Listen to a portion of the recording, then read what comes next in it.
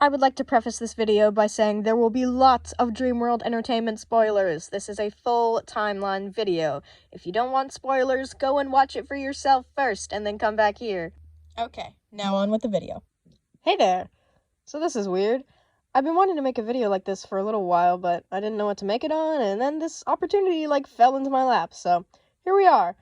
I'm not sure if this kind of video will become a regular occurrence, but if I like doing this enough, then maybe it will be. Anyway, this opportunity that I'm talking about is Rainbott's Timeline Contest. If you don't know who Rainbott is, they're a content creator who is best known for their analog horror series Welcome to Dreamworld, but they also have many other projects that you should go check out. I'll link them in the description. Recently, Rainbott put out a video inviting their viewers to make our own videos trying to solve the Welcome to Dreamworld timeline. This is what I will be attempting to do today. Welcome to Dreamworld is an animated analog horror series about a company called Dreamworld Entertainment that allegedly owned and operated a children's amusement facility sometime in the early 2000s. This facility included a water park, a theater, an arcade, and, of course, animatronics.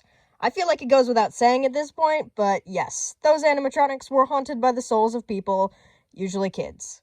Now, when I say allegedly, I mean that literally. Within the Dreamworld lore, there is no physical evidence of such a facility ever existing, except for some people who say they remember going there as kids. The only other evidence we have is a couple of stray advertisements, a website, and some leaked videos. So, with that information in mind, I will press forward with my timeline. This story actually starts years before Dreamworld Entertainment was even founded, with a girl named Sarah Covetman. Sarah lived in Ohio, and she was bullied a lot in school.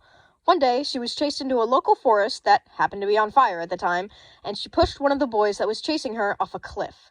Based on a news article acquired by playing the Dreamworld game, this fire claimed 3 victims. Presumably, these are the kids that chased Sarah into the forest in the first place. Now, initially, I was under the impression that the 3 kids who chased Sarah into the forest were boys, but upon reading the article, it says one of the victims was a girl. However, her name is redacted, so that's a detail that I can't quite fit into the timeline anywhere. Either way, this is the first major event in our timeline.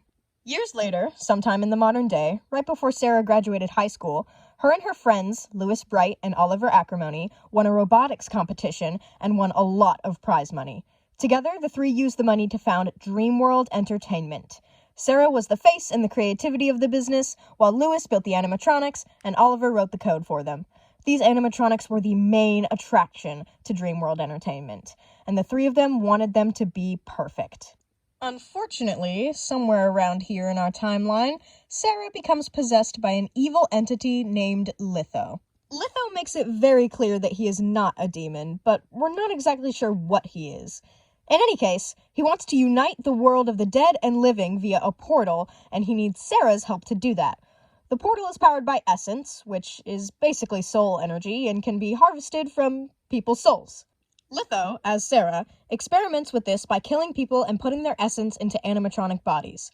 Unfortunately, one of the first victims of these experiments is Louis, her own co-founder.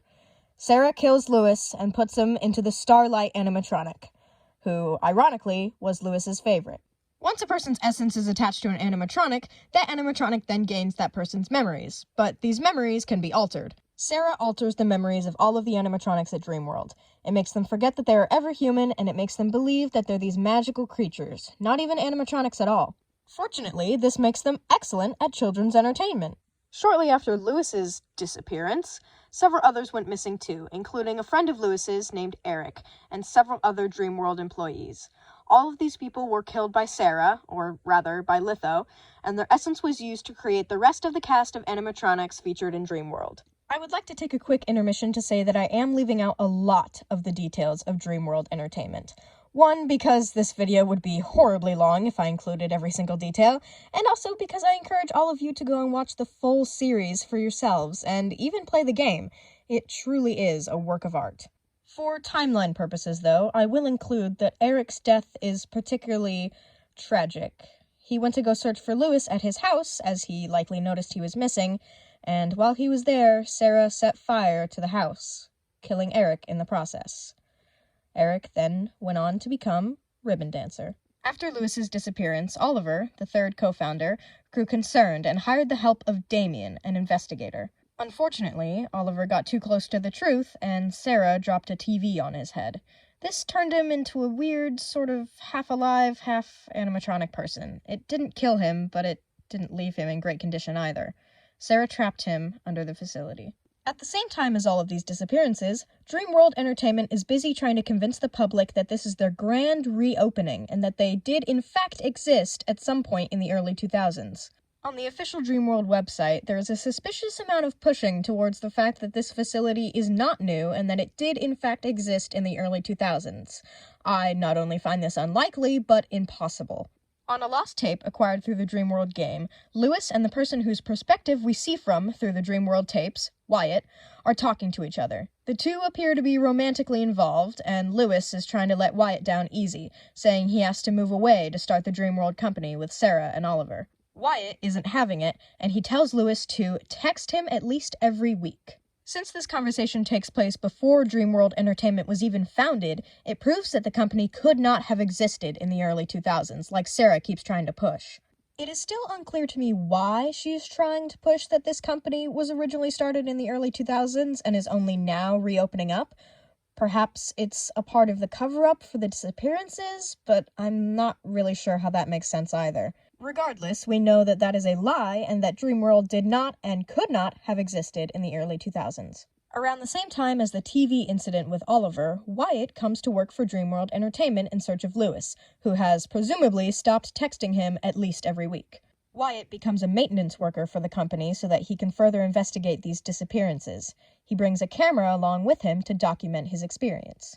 One night, while investigating, parts of the building collapse and Wyatt becomes trapped in with the animatronics. Usually, the animatronics are friendly, and they know Wyatt, so they wouldn't hurt him. However, on this particular night, Litho has infected them with a virus that makes them aggressive towards any human. Wyatt spends the rest of the night trying to free them from this virus and escape the building, all while trying to not get killed himself and still investigate what is happening with the disappearances. Along the way, Wyatt receives help from a ghost, Damien, and a creature called a Twimblow. Twimblows are toys created by the company Watchful Eye Toys in collaboration with Dreamworld Entertainment. I would use the word toy loosely when describing a Twimblow. They're very cute and look sort of like toys, but I think they're meant to be living creatures. They're used to harvest the soul essence of children who adopt them. This particular Twimblow, whose name is Oddity, eventually helps Wyatt escape the facility.